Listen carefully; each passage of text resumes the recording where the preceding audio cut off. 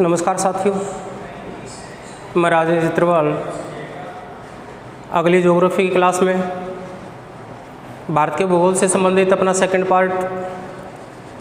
Second class विगत class में आपको कुछ सॉल्यूशन क्वेश्चन दिए थे।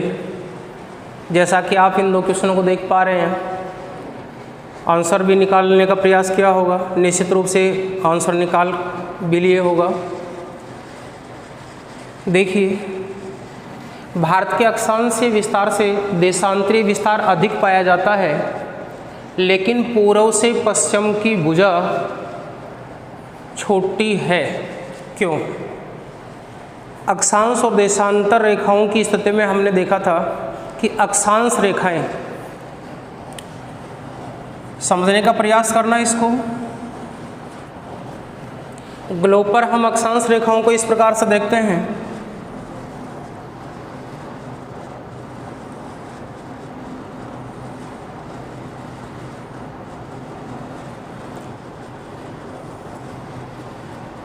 ये कुछ अक्षांश रेखाओं की स्थिति हमने मैप पर डाल करके देखी है। इस ग्लोबीय स्थिति में हम 0 डिग्री अक्षांश रेखा,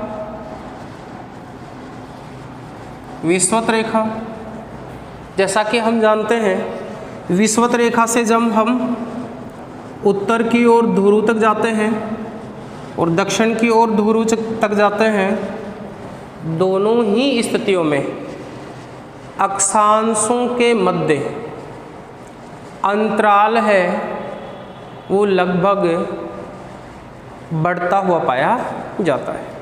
देखिए, अक्षांशों में सामान्यतः अगर हम कर्मागत अक्षांश में आगे बढ़ते हैं, 0 डिग्री से अगर हम 1 डिग्री और 0 डिग्री से 1 डिग्री अक्षांश में जब हम आगे की ओर उत्तर और दक्षिण स्थिति में चलते हैं, तो इन अक्षांशों के मध्य ये दूरी 111 किलोमीटर की पाई जाती है। अक्षांशों के मध्य 111 किलोमीटर की औसत दूरी पाई जाती है। यही कर्मागत स्थिति आगे हम किसी भी अक्षांश के साथ लें तो इस रूप में दिखाई देती है। अगर ये अपने पास में 25 डिग्री है तो आगे वाला कर्मागत अक्षांश 26 डिग्री हो। ध्रुवों की ओर जाने पर अक्षांशों के मध्य की जो दूरियां हैं वो बढ़ती हैं। और जब हम देशांतरों की बात करें तो हम देशांतरों की स्थिति में इस प्रकार से देखते हैं। जब हम देशांतरों में एक देशांतर से अगले देशांतर की ओर बढ़ते हैं तो हमें औसत स्थिति इस रूप में नजर आती है। देशांतरों में औसत रूप से 111.32 किलोमीटर की औसत दूरी पाई जाती है। लेकिन याद रहे, देशांतरों में सर्वाधिक दूरी है वो भूमध्य रेखा पर पाई जाती है। और जब हम देशांतरों में ध्रुवों की ओर जाते हैं तो एक ही देशांतर ध्रुवों की ओर बढ़ने पर स्थिति दूरी में कमी लाता है और अंततः एक देशांतर जो ध्रुव से ध्रुव को मिलाते हुए खींचा जाता है, ध्रुव पर 0 किलोमीटर हो जाता है। इस प्रकार से हमने इस प्रश्न की इस लॉजिक को देखा कि हमारे भारत की पूर्व से पश्चिम की ओर भुजा, अर्थात पश्चिम से पूर्व की ओर या पूर्व से पश्चिम की ओर जाते हैं तो हमने गुजरात से अरुणाचल प्रदेश तक देखा था। और ये स्थिति हमने पाई थी कि मध्यवर्ती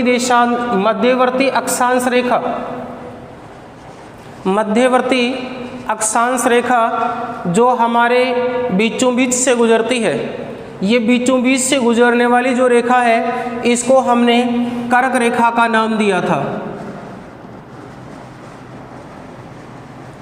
इसको हमने कर्क रेखा का नाम दिया था और कर्क रेखा की स्थिति बनती है 23.5 डिग्री उत्तरी अक्षांश, 23.5 डिग्री उत्तरी अक्षांश, अर्थात हम भूमध्य रेखा से 23.5 डिग्री उत्तरी अक्षांश रेखा पर भूमध्य रेखा को छोड़कर के यहाँ तक पहुँच जाते हैं तो देशांतर के बीच बनने वाली जो दूरी है वो घट जाती है। एक देशांतर के बीच में भूमध्य रेखा के ऊपर बनने वाली दूरी और एक देशांतर पर 23.5 डिग्री पर बनने वाली दूरी के बीच कमी आ जाती है। यही कारण है कि भारत की पूर्व से पश्चिम की ओर भुजा है, देशांतरों का विस्तार तो अधिक रखती है लेकिन भुजा की लंबाई कम हो जाती है। नेक्स्ट क्वेश्चन है कर्क रेखा से दूरी पर स्थित शहर। ध्यान दे दिए गए हुए में से कर्क रेखा से दूरी पर स्थित की अवस्था पूछी है, न पूछा है कर्क रेखा के दक्षिण में पड़ने वाला दूर, न पूछा गया कर्क रेखा के उत्तर में पड़ने वाला दूर स्थित शहर।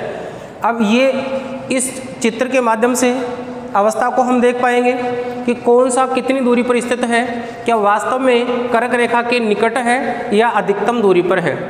गांधीनगर गुजरात ये स्थिति पड़ती है गुजरात में गांधीनगर की।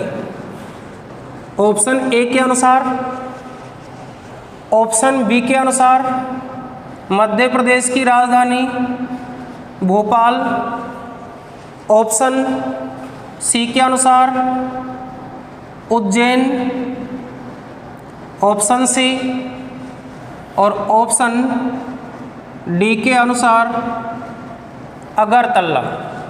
देखिए बड़ा ही नज़दीकी आंसर है, क्लोज स्थिति को देकर के पूछा गया है, बहुत बारीक ही अंतर को देकर के पूछा गया है, इसीलिए आपके लिए काफ़ी महत्वपूर्ण प्रश्न था।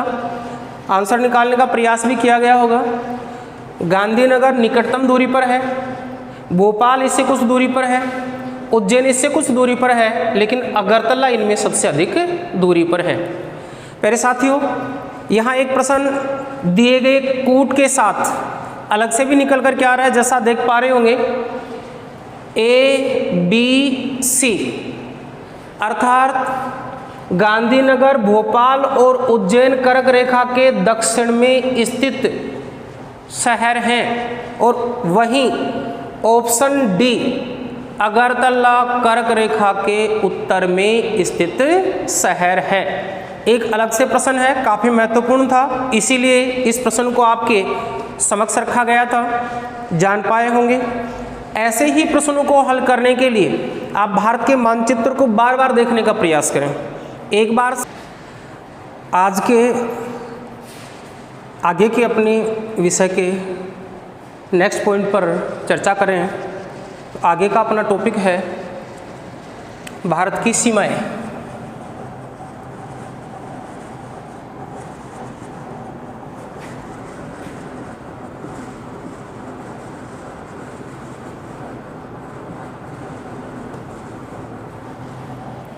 सबसे पहले हम देखें भारत की सीमाएं कैसी हैं, भारत की प्राकृतिक सीमाओं की स्थिति क्या है। सबसे पहले प्रश्न कर लिया जाता है भारत की किस प्रकार की सीमा किस देश के साथ लगती है। तो सबसे पहले तो हम सीमाओं की स्थिति को जानें कि भारत की सीमाएं कैसी हैं। तो भारत की सीमा अपने पड़ोसी देशों के साथ किस प्रकार से बनी हुई है, भारत की किस दिशा में किस प्रकार की सीमा का निर्धारण होता है। तो सबसे पहले हम देख रहे हैं भारत की सीमाओं की स्थिति। भारत के उत्तर व उत्तर पूर्व में हमारी प्राकृतिक सीमा बनाता है हिमालय। हमारी प्राकृतिक सीमाओं से हिमालय की स्थिति उत्तर व उत्तर पूर्व में बनती है। नेक्स्ट स्थिति में आते हैं भारत के पश्चिम व उत्तर पश्चिम में सीमा बनती है दो प्रकार से, स्थल के साथ दो प्रकार की सीमाओं का निर्धारण होता है, मरुस्थलीय व पर्वतीय। देखिए यहाँ बात आता है मरुस्थल और यहाँ पर्वत। मरुस्थल के साथ हमारी जो सीमा लगती है वो थार मरुस्थल से विभाजित है। इस मरुस्थल को कहा जाता है थार मरुस्थल, जो विश्व का सबसे समृद्ध मरुस्थल माना जाता है। पर्वतीय सीमा है तो यहाँ पर्वतीय जो सीमा भारत और पाकिस्तान के साथ और अफगानिस्तान के साथ विभाजित होती है, उस सीमा का जो विभाजन है वो हमें एक पर्वत के साथ देखने को मिलता है। उस पर्वत का नाम है हिंदू कुश पर्वत।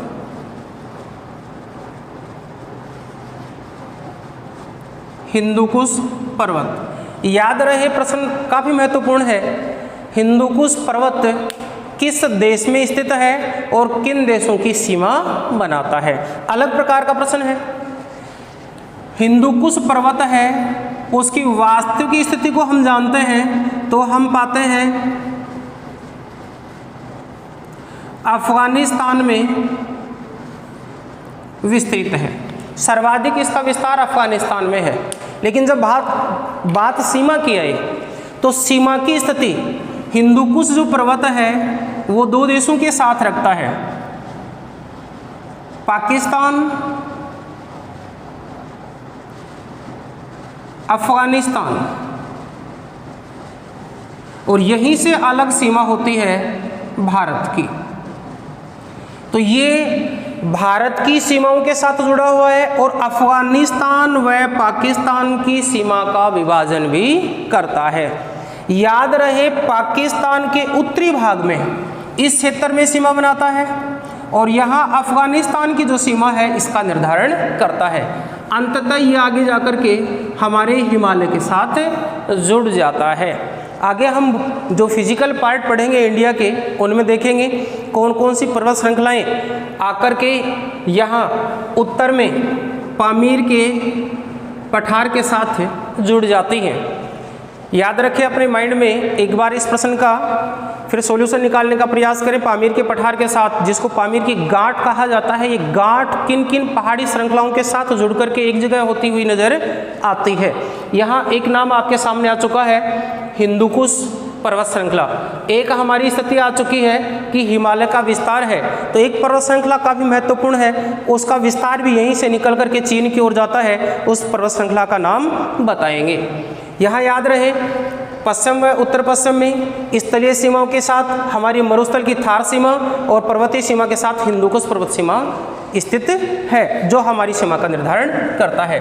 नेक्स्ट स्थिति में आए तो हमारी पूर्व की ओर सीमा, उत्तर पूर्व की ओर। सबसे पहले हम देखें उत्तर पूर्व की ओर, तो उत्तर पूर्व की ओर सीमा हमारी फिर प्राकृतिक बनती है और प्राकृतिक के साथ में ये सीमा भी पर्वतीय सीमा है।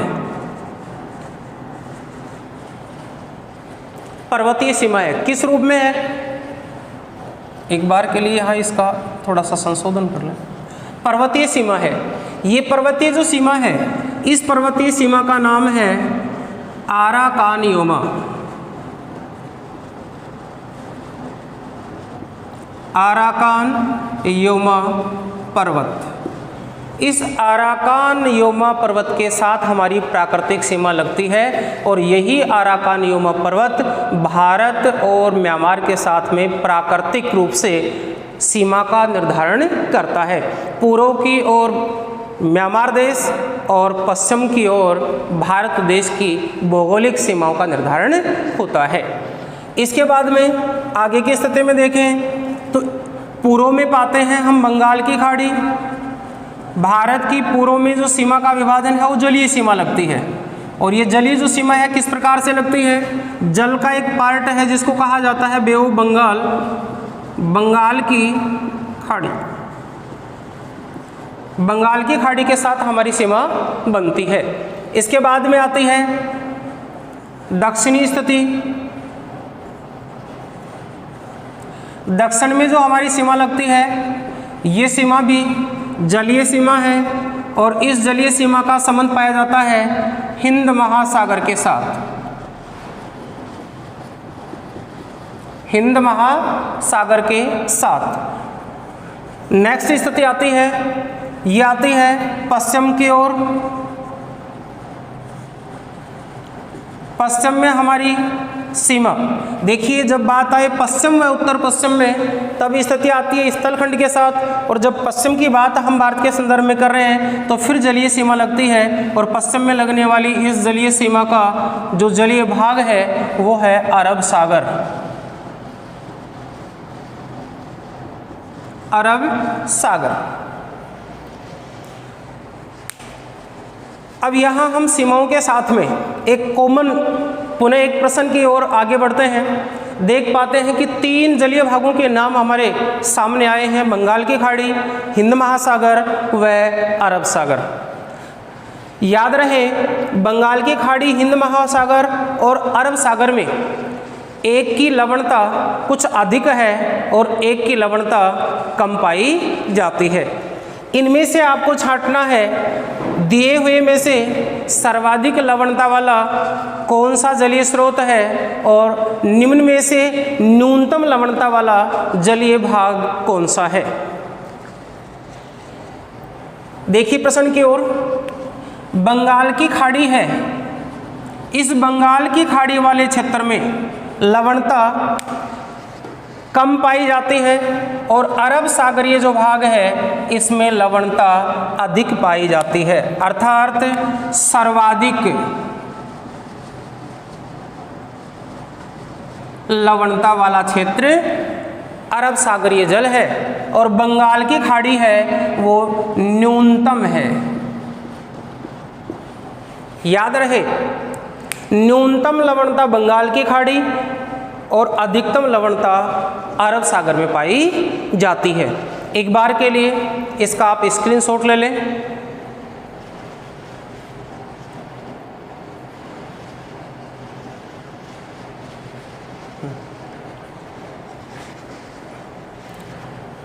चलिए आगे की ओर बढ़ते हैं। आगे हम भारतीय सीमाओं के प्रकार को देखते हैं। Kinds of boundaries. देखिए भारत की जो सीमाएं हैं, इस अवस्था से आपको पता चल चुका होगा कि भारतीय सीमाएं चारों ओर 2 प्रकार की सीमाओं के साथ संबंधित हैं। एक जगह आपने देखा कि हमारी 3 और जो जलीय सीमाएं हैं वो जल के साथ आबद्ध हैं, तो एक और हमारी जो सीमाएं हैं इनका संबंध स्थल के साथ पाया जाता है। हमारी सीमाएं 2 प्रकार की हैं, अर्थात भारत की सीमाओं के प्रकार। पॉइंट है अपना भारत की सीमाओं के प्रकार। 2 प्रकार की सीमाएं हैं। नंबर 1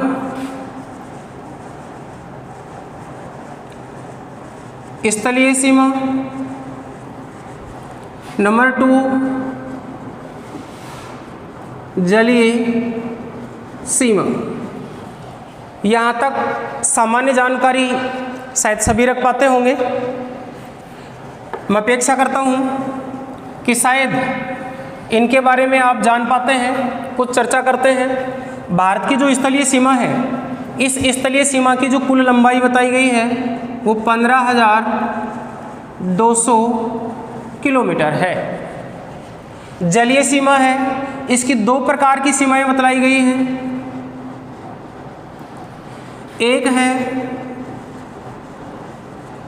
मुख्य भूमि की सीमा और एक है द्वीपों सहित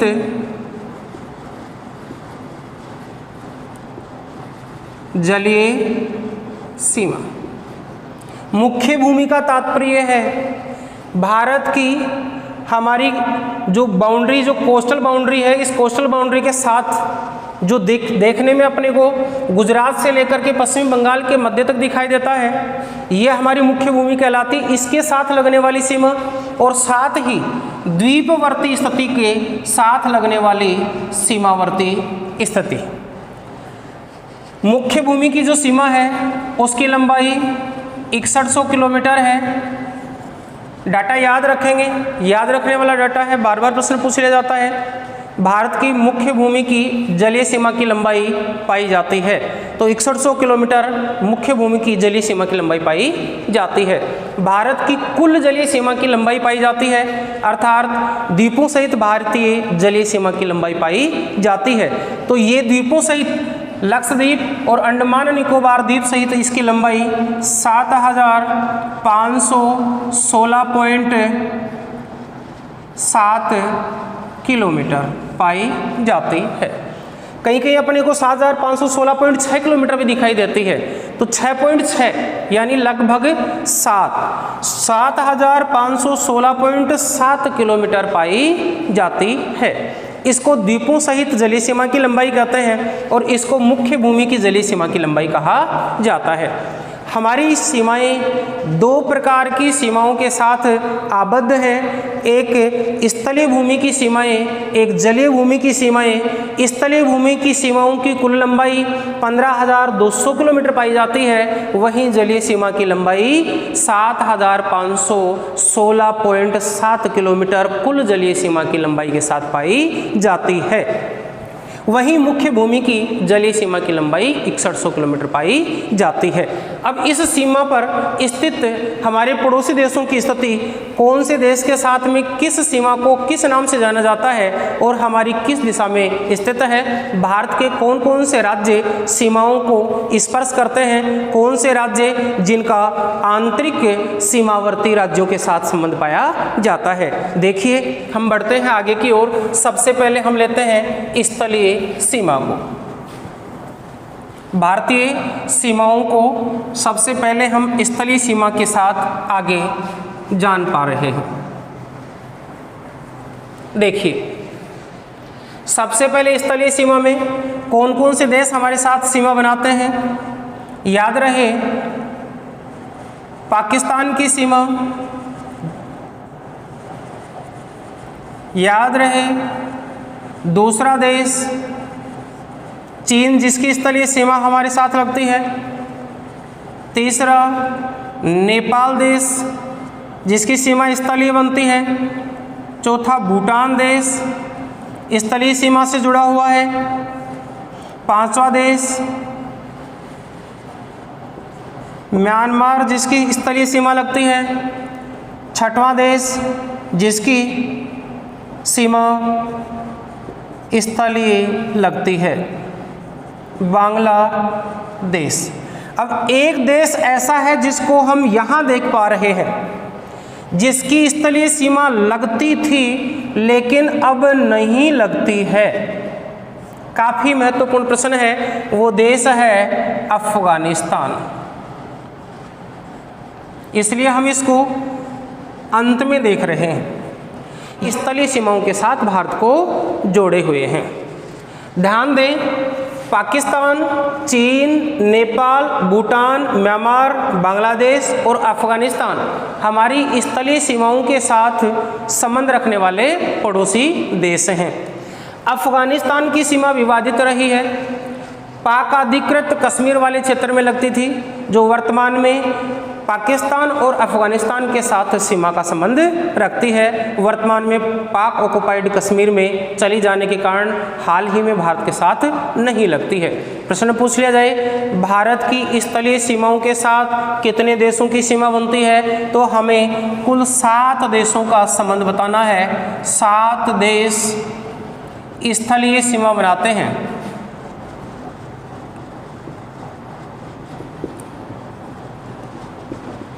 सात देश स्थलीय सीमा बनाते हैं। अब यहाँ एक कॉमन सा प्रश्न निकल कर के आता है, जो बार बार एग्जामों में प्रश्न पूछा जाता है। याद रहे आगामी एग्जामों में भी इसी स्तर को लेकर के यही सबसे महत्वपूर्ण प्रश्न को पुनः उठा लिया जाता है और प्रश्न होता है इन 7 देशों में सबसे बड़ी सीमा और सबसे छोटी सीमा किस देश की लगती है। अभी आगे हम विस्तृत जानकारी के साथ देखेंगे। इससे पहले देखें, इन 7 देशों में सीमाओं का जो क्रम है वो कुछ इस प्रकार से पाया जाता है।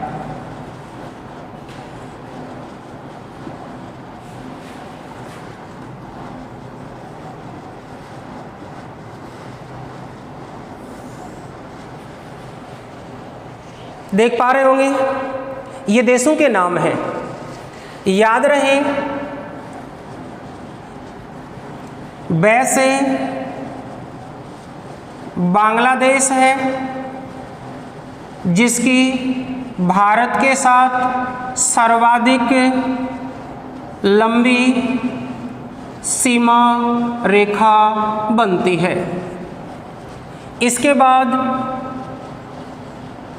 चीन है, इसके बाद घटते क्रम में पाकिस्तान है जिसको हम शॉर्ट में पाक कहते हैं। इसके बाद नेपाल है, इसके बाद में म्यांमार है, इसके बाद में भूटान है और अंत में अफगानिस्तान है। शायद समझ पाए होंगे। अफगानिस्तान के साथ पुनः संबंध पूछ लिया जाता है। इसका संबंध न्यूनतम सीमा रेखा के साथ पाया जाता है। ओनली 80 किलोमीटर लंबी सीमा रेखा पाई जाती है, कहीं अपने को 106 किलोमीटर भी दिखाई दे। पुनः एक बार देखें, प्रश्न यहीं से पुटअप होता है, दिए में से पूछ लिया जाता है। जैसे हमने देखा, भारत के सबसे बड़े जनसंख्या की दृष्टि से राज्य को उत्तर प्रदेश नहीं दिया जाता, ऑप्शन में कुछ अलग दे करके उनमें से बड़ा पूछा जाता है। क्षेत्रफल की दृष्टि से सबसे बड़ा राज्य राजस्थान, वो नहीं दिया जाता, उसे आगे वाले राज्यों को देकर के पूछा जाता है। कूट में से सबसे बड़ा कौन सा है? याद रहे, सबसे महत्वपूर्ण प्रश्न है, भारत की निम्न में से किस देश की सर्वाधिक लंबी सीमा बनती है, वह किस देश की सबसे छोटी सीमा बनती है। सर्वाधिक लंबाई वाला देश बांग्लादेश है, उसके बाद चीन है, उसके बाद पाकिस्तान है, इसके बाद नेपाल है, म्यांमार है, भूटान है और अफगानिस्तान है। इस प्रकार से भारत के ये 7 पड़ोसी देश हमारी स्थलीय सीमाओं से आबद्ध हैं, जो इस क्रम में पाए जाते हैं। सर्वाधिक से न्यून की ओर, कह सकते हैं अधिक से कम की ओर, और अधिक से कम की ओर को कहा जाता है अवरोही क्रम। यहाँ बार बार प्रश्न होता है आरोही क्रम को लेकर के और अवरोही क्रम को, भाषागत प्रश्न में बदलाव लाता है और प्रश्न दे दिया जाता है भारत की सर्वाधिक लंबी सीमाओं का आरोही क्रम में अवस्थित कीजिए। तो आरोही क्रम देगा यही नाम होगा, अवरोही क्रम देगा यही नाम होगा। अवरोही क्रम रहेगा और आरोही क्रम रहेगा। अवरोही क्रम को जब दिया जाता है तो अवरोही क्रम बढ़ते से घटते की ओर और आरोही क्रम घटते से बढ़ते की ओर होगा। काफ़ी महत्वपूर्ण प्रश्न है, याद रहे। नेक्स्ट हम आगे चर्चा करते हैं। सबसे पहले हमारे पहले पड़ोस करते हैं। सबसे पहले भारत और पाकिस्तान की सीमा की, भारत पाकिस्तान सीमा।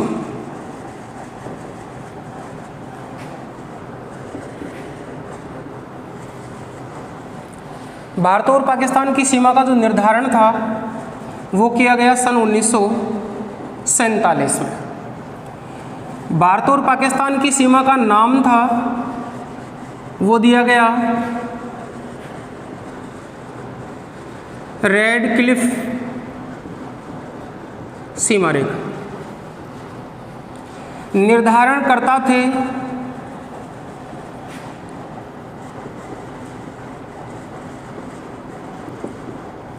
ये थे सर साइरिल या सिरिल रेडक्लिफ। इनके द्वारा भारत और पाकिस्तान की सीमा का विभाजन कर दिया जाता है 1947 में। अगस्त 1947 में भारतीय सीमा का निर्धारण रेडक्लिफ के रूप में कर दिया जाता है। भारत और पाकिस्तान के मध्य लगने वाली सीमा रेखा को कहा जाता है रेडक्लिफ रेखा। प्रश्न होता है भारत और पाकिस्तान के मध्य अंतर्राष्ट्रीय सीमा का नाम है रेडक्लिफ रेखा।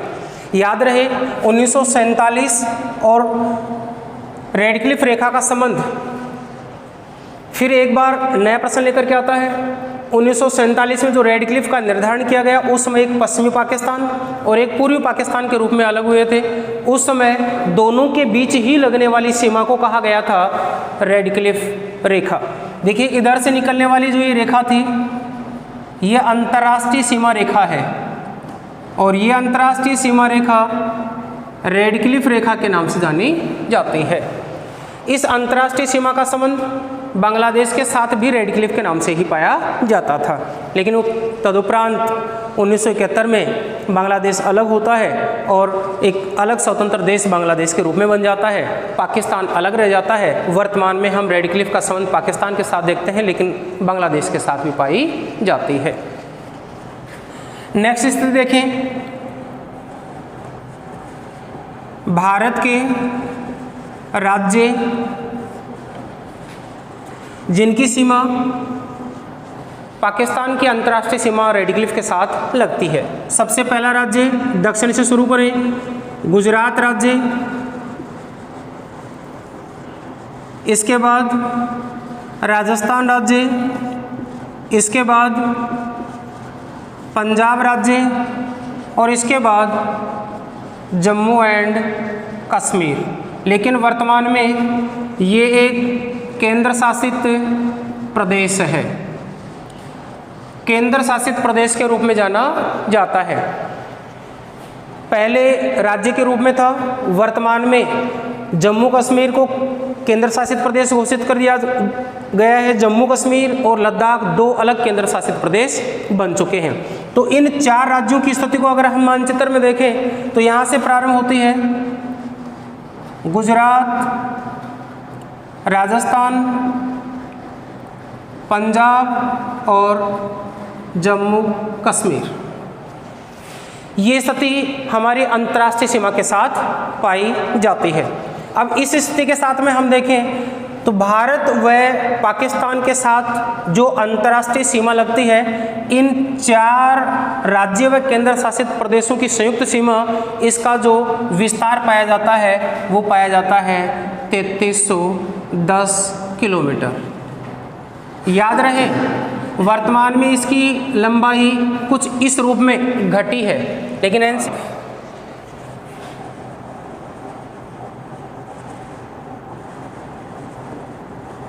भारत पाक विवाद।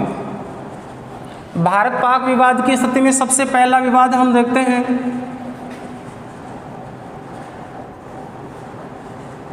कश्मीर विवाद।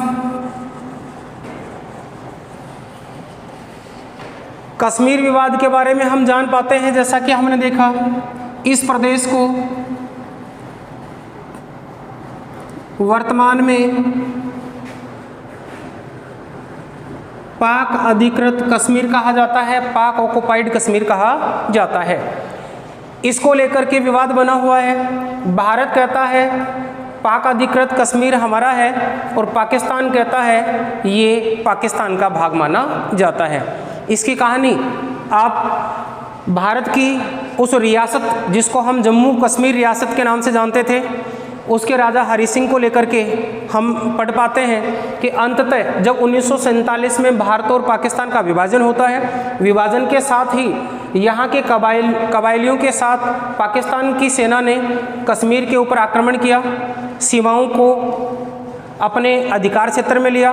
उस समय कश्मीर का राजा हरि सिंह भारत में मिलने के लिए भारत के प्रधानमंत्री पंडित जवाहरलाल नेहरू के साथ आता है और विलय पत्र पर हस्ताक्षर करता है और उसके बाद भारतीय सेना ने इस क्षेत्र को अपने अधिकार में लेने के लिए अपना सैनिक कार्रवाई की। और इस अवस्था में यह जो अवस्था थी, ये एक निश्चित सीमा के बाद रोक दी जाती है, सीज फायर कर दिया जाता है। सीज फायर के बाद में जो क्षेत्र पाकिस्तान के पास बच गया वो पाकिस्तान के अधिकार में रह गया। जहां तक भारत की सीमा बन चुकी थी उसको भारतीय सीमा में ले लिया जाता है और इस बचे हुए भाग को ही पाक अधिकृत कश्मीर कहा जाता है, जो भारत अपना भाग बताता है। इस बात को लेकर के कश्मीर विवाद या POK विवाद के नाम से जाना जाता है। नेक्स्ट दूसरा विवाद है सिंधु जल विवाद। सिंधु एक नदी है और इस नदी की स्थिति हम इस प्रकार से देख पाते हैं, यहाँ से इस प्रकार से बहकर के निकलती है सिंधु नदी और इस सिंधु नदी के जो सहायक नदियाँ हैं, इन सहायक नदियों को हम कुछ इस प्रकार से देखें।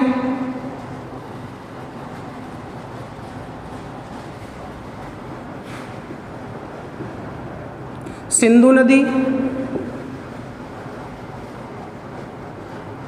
सतलज नदी। सिंधु और सतलज के बीच में जो यहाँ से नदियाँ निकल करके जा रही हैं,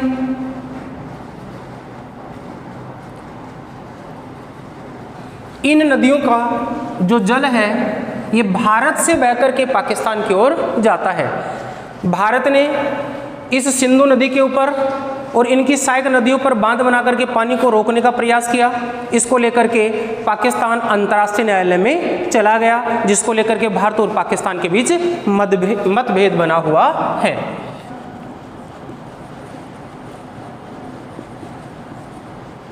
बांधों के निर्माण को लेकर के था। याद रहे ये जो विवाद था सन 1960 में प्रारंभ हुआ था। काफ़ी महत्वपूर्ण प्रश्न है, उठा लिया जाता है। भारत और पाकिस्तान के मध्य सिंधु जल विवाद कब हुआ? 1960 में हुआ। इसके बाद नेक्स्ट जो स्थिति है नंबर 3, इसको कहा जाता है सर क्रिक विवाद। सर क्रिक जो क्षेत्र है गुजरात के साथ में लगने वाली दलदली सीमावर्ती क्षेत्र है और इसका जो विस्तार है हमने देखा था, यहाँ से होकर के 23.5 डिग्री उत्तरी अक्षांश रेखा गुजरती है और इसके पास में 24 डिग्री उत्तरी अक्षांश, 24 डिग्री उत्तरी अक्षांश के पास में पड़ने वाला एक भारत और पाकिस्तान के मध्य चौथा विवाद है सियाचिन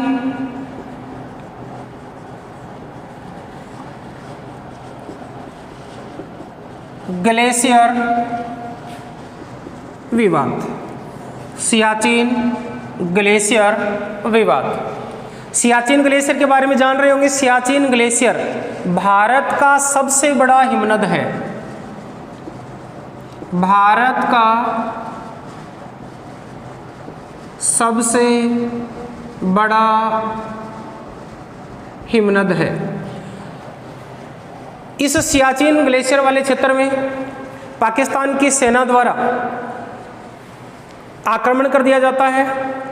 भारतीय सेना का कुछ जो क्षेत्र था, जहाँ तक अपना अधिकार था, वो पीछे हट जाता है और पाकिस्तान द्वारा इसके ऊपर अपना अधिकार कर लिया जाता है। वर्तमान में सियाचिन ग्लेशियर है उसका 1/3 भाग ये पाक के पास में है, पाकिस्तान के पास में है और 2/3 भाग भारत के पास में है। इसको लेकर के भी भारत और पाकिस्तान के बीच विवाद बना हुआ है। इसके अलावा एक जो बार बार विवाद की स्थिति आती है, समय समय पर पाकिस्तान इस सीमा का उल्लंघन करता है। इस सीमा को कहा जाता है LOC, लाइन ऑफ कंट्रोल। इस सीमा का उल्लंघन करता है। भारत और पाकिस्तान के बीच में यही स्थिति सीमा के उल्लंघन को लेकर के बार बार बनती है। ऐसी ही विवाद की स्थिति हमें कुछ पाकिस्तान के साथ अपने पड़ोसी देश को देख करके लगती है।